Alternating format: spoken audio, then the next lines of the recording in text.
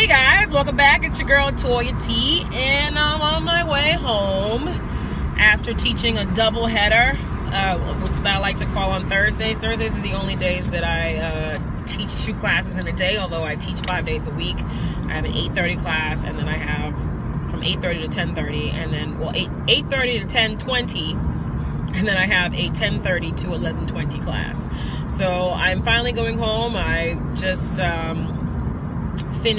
came from doing the double header, and it was a good day despite whatever technical issues that I've had all week that I was able to not have it today and persevere. But anyway, I thought I'd make a video for my blog, figureoutyourlife.blogspot.com, about a topic that I have I just talked about in my class, my social inequality class, and we were talking about how media portrayals impact public perceptions of people. So we were talking about the poor the last few days, and talking about I showed them a documentary that showed like how TV shows, movies, newspaper magazines, newspapers, all of them play a very important part in why some people are treated differently, and what they do create ends up being like stereotypes and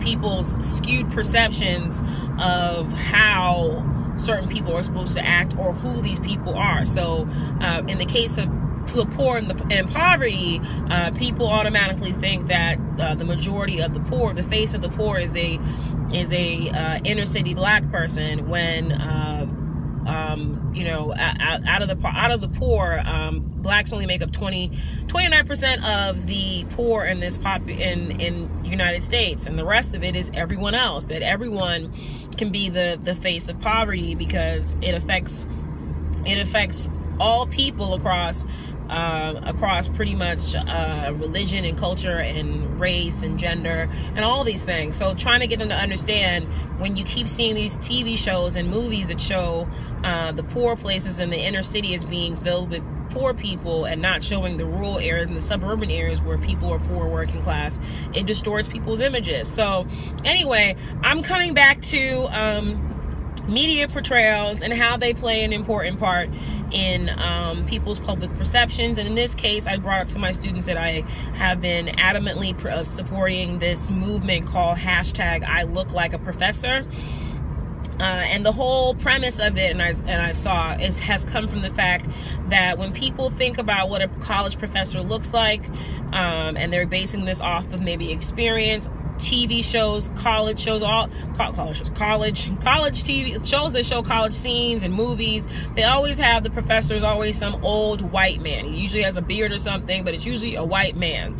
And so when you have, in 2015, when you have such a diversity of people getting PhDs and becoming college professors and working in the university, that it becomes an issue that people don't recognize that other people can also be. People who are not old white men can also be professors, and what kind of issues that comes up with it. So I've dealt with this myself, where I've had I've had an issue. So I got locked out of my classroom last semester, and I went to go ask somebody from the office across, and I said, is there someone that we can call to get doors unlocked? Do I have to call campus police, or is there a special number?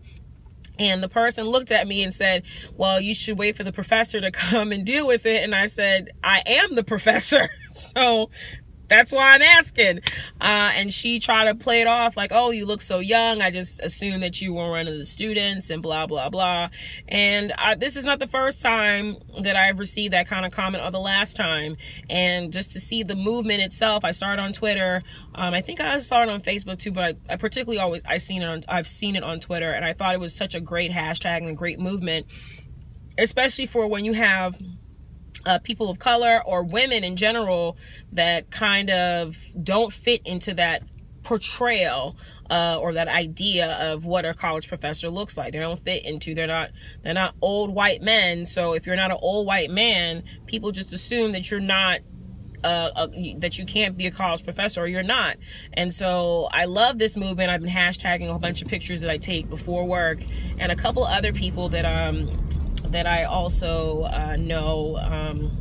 I don't want to put their names out there because I don't but people from GC, some of my GC alum, Professor Jenkins, I love that she has also taken it up and puts up, hashtag I look like a professor every day, and shows, how she's dressed, and how that doesn't change, like the way she looks and the way you dress, and the same thing for me, does not change the fact that you went through the legitimate ways of getting to that position, and you very much are, someone that can have that title. But why is it that people don't see that? And this whole movement is, this hashtag I look like a professor, is to change that. So if media plays such an important role in people's perceptions of the poor, of race, of black people, white people, Hispanics, Asians, of certain religions, certain classes, whatever, if it plays such an important role in how people perceive certain things, particularly certain things that they're not interacting with every day,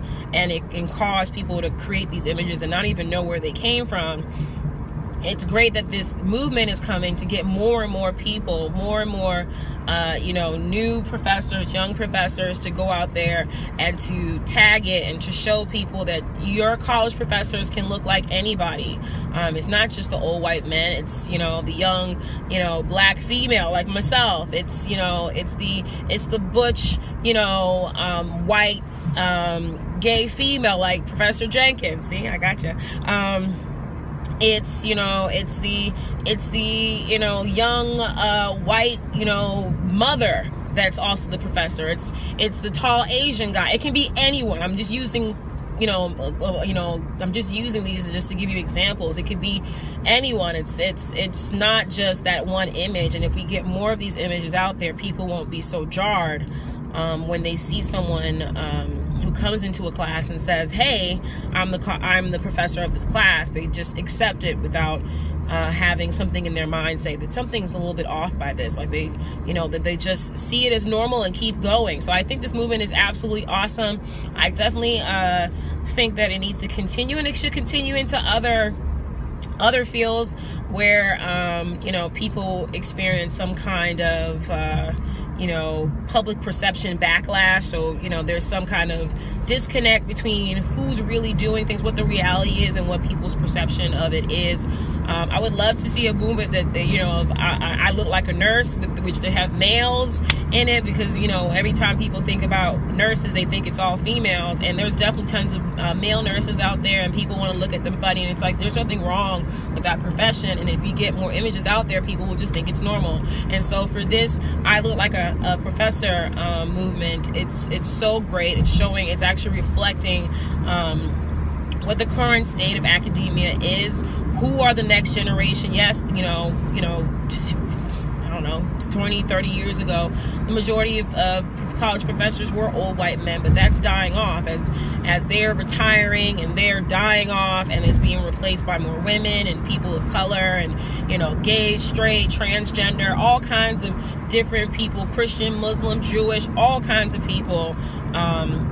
When you're seeing more diversity on school campuses, and that's something that a lot of school campuses are really working on, it should reflect that also in our media portrayals. And if it can start off, especially since we live in such a social media heavy world, that social media is a great place to start that off. If you pass around the images, and it can go viral and become this big thing, this big hashtag movement, where you have people getting this idea that your college professor could be anyone, it can look like anyone, and just because they don't look like old white man or X, Y, and Z does not take away from their ability, or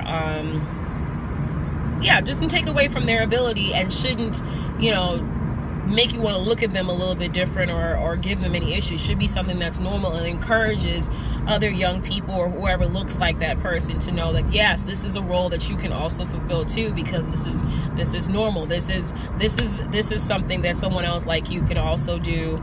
And I think it's great, especially since it focuses on people that constantly have gotten that, oh, you're the professor look, or comment, or you look so young, or you're so, oh, I didn't know, and you can tell they're uncomfortable, and the whole point is getting past that discomfort, getting to a point where people don't make comments like that and then have to kind of apologize or backtrack because they would have already recognized when I ask you how to get someone to come and unlock the door of the classroom that I'm not a student, that I'm possibly the professor. Instead of saying, oh, ask the professor, just answer the question and assume that I'm possibly the person that's in charge, and not just, you know, one of the students, because I look more like what a student looks like, but not what a professor looks like. So anyway, let me know what you guys think. If you have experienced something similar, I definitely suggest that you check out hashtag ILookLikeAProfessor. I absolutely love all the images that I've seen from the hashtag, and dialogue. Share with somebody you know. Comment, like, and subscribe. Don't forget to subscribe to my blog, which I post on daily. I'm trying to post on it daily. I'm trying to get up to 30 days straight of daily posting, and you can encourage me by actually going on there and actually subscribing to my blog and commenting and encouraging me to continue going. So anyway, see you guys later. Bye. Have a great day. Bye-bye.